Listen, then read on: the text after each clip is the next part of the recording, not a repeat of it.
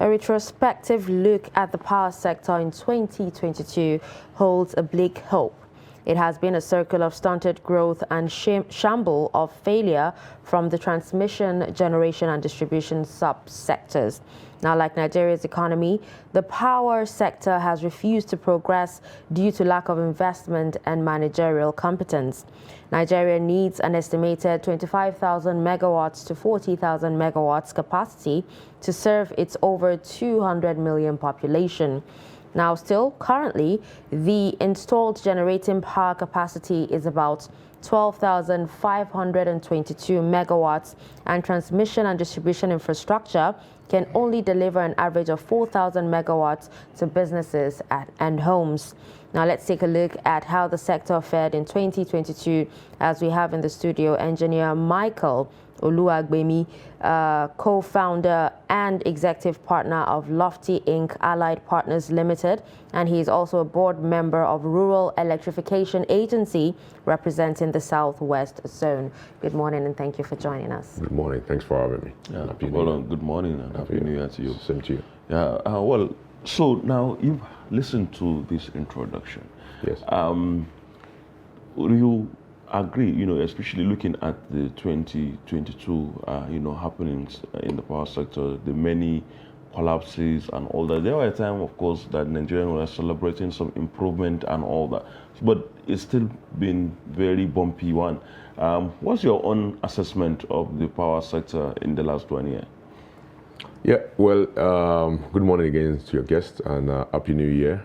It's nice to be back to discuss the situation in our sector. I call it our sector as a native in the sector myself, an active player. I think the power sector had epileptic results in terms of outcomes. But I also think there were important work that was being done that it will take time for you to see the outcome, the necessary outcome. It is in fairness to the nature of the sector. I always say that anything you're seeing in the power sector, even in the economy today, is something that the seeds have been planted like 20 years before. So the important work that is being done, by stakeholders, knowing the issues around transmission, you had mentioned, around distribution, the FGM power, and the Siemens project is ongoing. But it's unlikely you're going to see the results in that year. In terms of generation, important power plants were built, commissioned, including the Gurara Dam, as well as several solar projects across the country. And some NIPP were also brought back on board.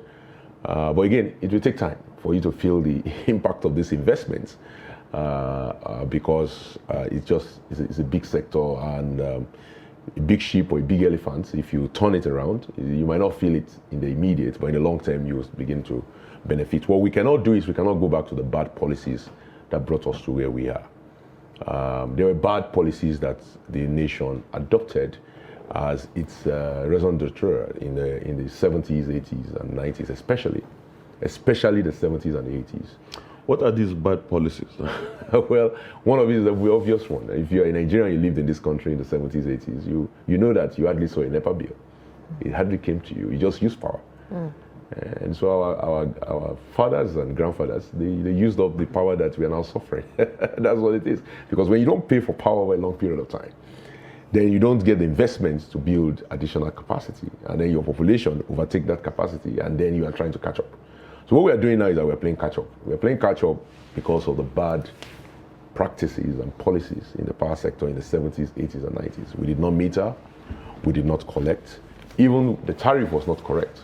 We're paying like 10% of the market cost in the 70s, 80s, 90s, even to the 2000s. Up until last year, Nigerians were not paying cost-reflective tariff. So if you were a long period of time of underinvestment and under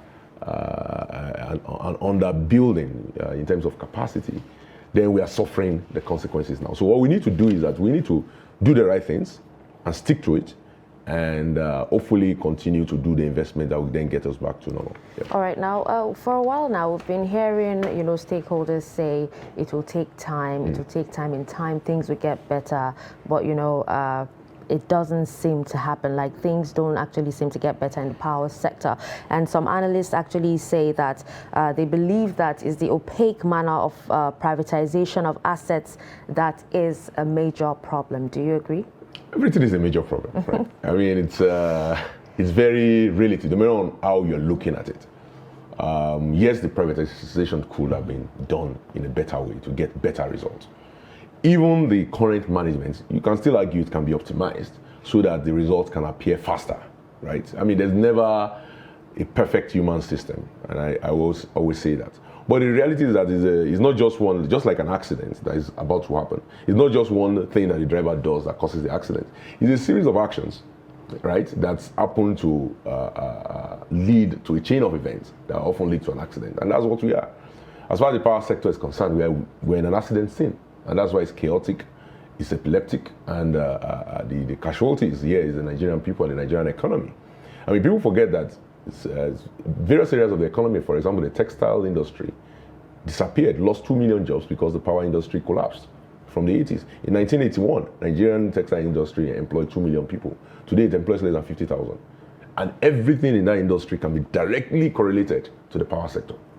So you have direct impact of these issues that we are confronting. But the reality is that we must just know that there's a lot of things that we did that was wrong. But we must fix it one at a time. We cannot shut down the sector, of course. We need to continue to try to, to ameliorate the situation on the margins, but we cannot retrogress. And so when I hear issues around, should Nigerian pay cost-reflective tariff? I know the tariff issue now is a big deal, and everybody's making noise about it. But if you don't pay your tariff, then you can't invest. I mean, it's just it's very basic. It's direct. You must pay your tariff. But over the years, government has been spending billions, pumping actually trillions of naira, even in subsidy. For example, yesterday there was a statement from a CSO asking that it be propped because we've subsidized the power sector for too much. Why is the impact of this subsidy? Because people will argue that there is no result. Yeah, so there's what we call good and bad subsidy. Unfortunately, again, in terms of bad policy, we've always undertook the kind of bad subsidy. There's consumption subsidy, there's production subsidy. You do not want to subsidize consumption. You want to subsidize production. Because when you subsidize production, you produce a whole lot more, and the laws of market forces, demand and supply, will drive down price. But if you subsidize consumption, you create a lot of room for corruption. So if people will claim they've consumed a lot, just the same way in our petroleum, gasoline area, where we have subsidized consumption. What we've done over the years is that we've done the wrong subsidy in order to deliver lower prices than the market is actually telling us to charge. So what we've done over the years, when you talk about this subsidy, is that we've done consumption subsidy. And now the government is saying, no, we need to move towards production subsidy. We should subsidize people that are producing power. For example, in the Rural Electrification Agency, with the board on which I sit, we are subsidizing generation of power in rural areas. That is fine, because again, people will go build there and then they will produce more power for the rural areas and then reduce this urban-rural drift, which is largely rural-urban drift, which is largely the cause of the issues around security that we're dealing with in Nigeria today. In 1984, when the president was in power, when he was in power the first time around, Nigeria was a 10% urban country, 90% rural. Today, Nigeria is a 52% urban country and 48% rural. Massive shift of population from the rural areas to the urban areas, and what you get is crime. So if you don't do what is necessary to keep that population in the rural areas, give them power, ensure that they can be able to live a good life also in the rural area, we are running to the cities. By producing the power you need there, then you're going to have other problems. So the government can take a position of subsidizing production of power in the rural areas. That is the right subsidy. But if the government now goes to the rural area and says, no, I'm going to give you, instead of you to pay 50 naira per kilowatt hour, you can pay 10 naira per kilowatt hour. I will send a bulk check to Mr. A, who is my friend, who I've told to produce power for you. Guess what? Mr. A will claim he produced 100 kilowatt per hour, but he's only delivered 10 kilowatt to you. And the 90 kilowatt per hour will be lost to what? Corruption. So that's the reason why you don't subsidize consumption. You subsidize production. Production. Yeah. All right, now you talked about crime, and I remember reading somewhere that the AEDC, Yes. lamented the surge in vandalization of its electrical assets and installations. Correct. Now, what is actually being done about the level of surveillance and security of all electrical infrastructure? Because it seems they've left it in the hands of vigilantes to protect.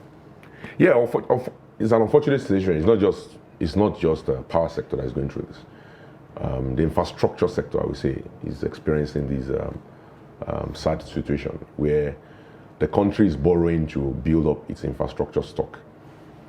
But Nigerians themselves, we are now destroying the same infrastructure that our grandchildren will pay for. And it's a combination, of course, people will say it's a combination of there's hunger in the land and all of that stuff. But I don't buy into that theory. We are not the poorest country in the world. And then by far, we're not even close. We are the biggest economy in Africa. And I just think it has to do with, first, we have to look inside ourselves as Nigerians, and there needs to be a lot of sensitization around the issue. Patriotism is very important. If you understand that public infrastructure is joint infrastructure, and if you destroy it, then you pay for it directly or indirectly, either in terms of loss of economic activity or in the future, increase in taxes.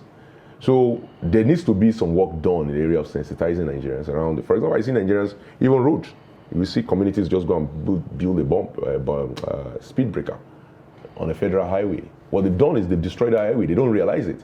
But they are not sensitized. Maybe they don't have the information to know that when you create a breach on a road, on an highway, you've created an opportunity for crevices to start opening up on the highway, and you've destroyed the highway. But they don't know. They want to they want to achieve other goals, which we can achieve in other ways. But they've done it by self-help. So I think sensitization is one thing that can be done very well in terms of letting Nigerians know that at the end of the day, public infrastructure is your property.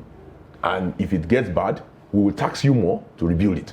So do you want to get increased taxes, or do you want to get increased a better infrastructure? The second thing is that there needs to be enforcement. I think that those people who are caught in the act, stealing cable, destroying roads, destroying bridges, some of them go remove the iron and aluminium guards and all those stuff, they should be dealt with thoroughly. I think the punishment currently is too small. Oftentimes I think it's the same thing as larceny or stealing. For public infrastructure, people should be sent to long jail terms from 5 to 15 years. And they should be punished because, again, their act is actually destroying the economy. So it's an act of economic sabotage. So I think there needs to be a public example made of people who are caught in the act, and there needs to be diligent prosecution. And then thirdly, you talk about enforcement. Enforcement, monitoring and surveillance. That's just one part of the work in terms of physical monitoring and surveillance. We can also utilize technology. We need to deploy more cameras on our public infrastructure. But we have to know that this monitoring and surveillance, I have to warn here, cost money. And part of that will go into your tariff. So do you want increased monitoring surveillance so that we can also increase your tariff? So people have to understand that these things are not cost-free activities. But first, for us to even bring down the cost, generally speaking, let's sensitize the people, let's educate them so that there's less criminals. Or even if you want to commit crime, you're not committing crime on the public infrastructure, which is going to cost you down the road, or for which you're going to go to long jail terms. At least you know, if it's a public infrastructure, leave it. Maybe you're going to commit crime on private infrastructure. So education is a very good first step. And I think we are not doing enough of that, to be honest. And I think it's something we can do more of. Okay, now, I have two questions in one. You spoke earlier about the issue of subsidizing production rather than consumption. And then I put it to you that the issue of production right now, we have this, which a lot of people have criticized, or Nigerians have not been able to understand why the junkers, the role of NBET, embed, and how it's buys up bulk generated electricity and then now sort it out with discourse and all that. Sure. That's and then people feel that people have been given money for things that we don't need, especially because our distribution infrastructure is very poor. And then the second leg of the question is then, how do we balance this huge disparity between generated, over 12,000, and then distribution? We're only able to distribute 4,000. And when we're literally paying for 12,000. Very good questions. I think the two questions you ask, I can use 1 hour to. So, but I will try that in 3 minutes. Yes, I will try. Or 2. But Yeah. MBET existed, if you understand, is actually going to be sunsetted. MBET exists first as a temporary mechanism for settling in the power distribution market. Is not supposed to be a permanent organization, yes. And the reason is you are going from a system of sole distributorship, PHCN, as a single body, to now a system where you have multiple discos, a single TCN, maybe with MMO and OMO, and of course, multiple GENCOs. The guy that is distributing actually is investing in the molecule, the electrons that you see in your house as electricity, is not the one that is selling to you. So he needs to have assurance. Why should he invest in that electron? Buy gas, pay staff, maintain and expand turbines if he does not understand how the money is going to come back to him. So what the system did, what the law did, was to insert MBET as a temporary mechanism to give him assurance that if you invest in gas, let's remember the guy is buying gas every day, and gas is settled in dollars. It's not settled in naira, even in Nigeria. It's a dollar transaction. So if the guy is buying gas to power his gas plant and turbine, he's paying so much to GE and Siemens to maintain his turbines, he needs to know that his money is going to come back. So MBET is sort of like the guarantee in place for him to be able to get that.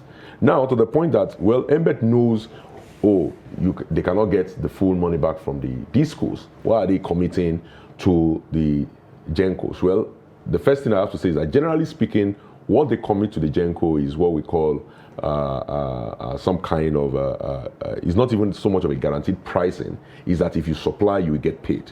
You know, a PPA, a purchase power agreement. There's only very few instances, I think, in the Azura gas situation where we actually committed to a price, a take or pay. That's what they call that. It's a unique arrangement for a new investment, right? Most of the GENCOs as they exist in Nigeria today predated MBET, right? So they are not new investment. So all that was given to them was, okay, if you produce at a certain price, if you produce, we'll pay you for what you have produced. But in the case of a take and pay, it's a little more complicated. It's what you are talking about, where whether you use the power or not, you are still paying the GENCO. And that's to stimulate new investment into the sector. Again, there are different mechanisms that are in place on the MBET side to ensure and to also check the players. And some of it... Can you quickly address the second part of the question? Like, the second part, yes. Yes. So with all this power, then we have absolutely. We have to take a deep look at the design of the power. I think I've said it on this program before. I think sometime last year, the last time I came here. There needs to be a rethinking as to whether we need the kind of single grid that we operate today in Nigeria, or whether we should look at a much more segregated grid that is connected to each other. If I were designing the power system of Nigeria today, I would probably not give it the grid that we have today. Why do I say so? Nigeria is a country of over 80 cities that are above population of 100,000. I mean, you have 40 cities that are 250,000 and above, right? Let's start with that. These 40 cities are responsible for 80% of Nigeria's economic power. Let me step back again. 40 cities in Nigeria have a population of 250,000 and above. Those 40 cities are responsible for 80% of Nigeria's economic output. If I'm to design a power system for Nigeria, I will focus it on those 40 cities. And then I will let the other surrounding rural areas and all that, I will then use something like an REA mechanism to power them, generate, distribute, and transmit to them.